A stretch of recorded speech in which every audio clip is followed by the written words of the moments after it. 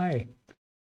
Following up on my last video where we turned 3D components into 2D UI components, I have been playing around with trying to achieve like this comic book art style UI with animated materials.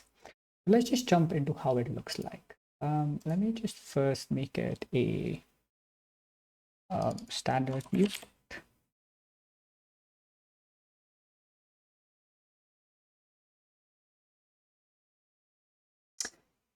Yeah, so this character is again a it's a 2D element. It's a 3D element. It's captured via a 2D scene capture camera that then projects that as a texture, which is then used as a material. And all the other materials that you see, all the half-tone effects, I got them from the UI Material Labs sample project from Unreal, which was pretty modular, and then I could sort of like bash together these various textures and change them via code. So you can see this UI is it receives input from both keyboard and controller. Um, and you can cycle through a couple of skins per character. There's not a lot of functionality besides this visual presentation built for this UI quite yet. You can see the nav bar on the top is just placeholder, and there's not a lot of like selection and confirmation buttons yet, but that's something I'm working on.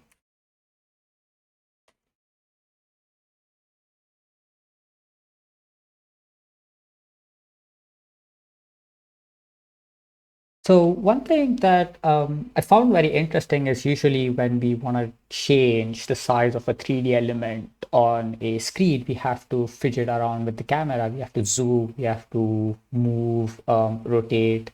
But with this method, by using a 3D component as a 2D element, and then you can subject it to all the different 2D rules, what you can do, and this is just for an example, this might not be the best method of doing it, is if you say want to enlarge this character without breaking all the UI, because it's an image. Um, Once I play this, you can see the character is larger, yet the rest of the UI still maintains all the rules. It's still responsive. You can see the bottom of the image is always aligned with the container, no matter how we change. Um, doesn't matter if we change the skin, and it doesn't matter if we change the character. I see a little visual bug where the character is rendered on top of the button. That's a simple fix via Z order, but I just spotted it right now.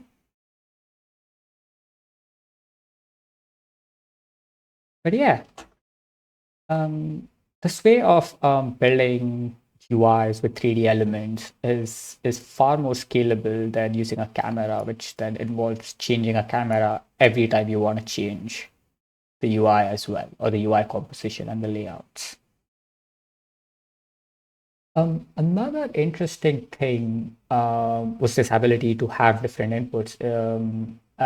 It's enabled by this new feature Unreal Engine has shipped, or this new system called Enhanced Input. And in the past, you would have to go to the common input system, and there was this table, and you would like sort of map out different actions to different outcomes and expose them.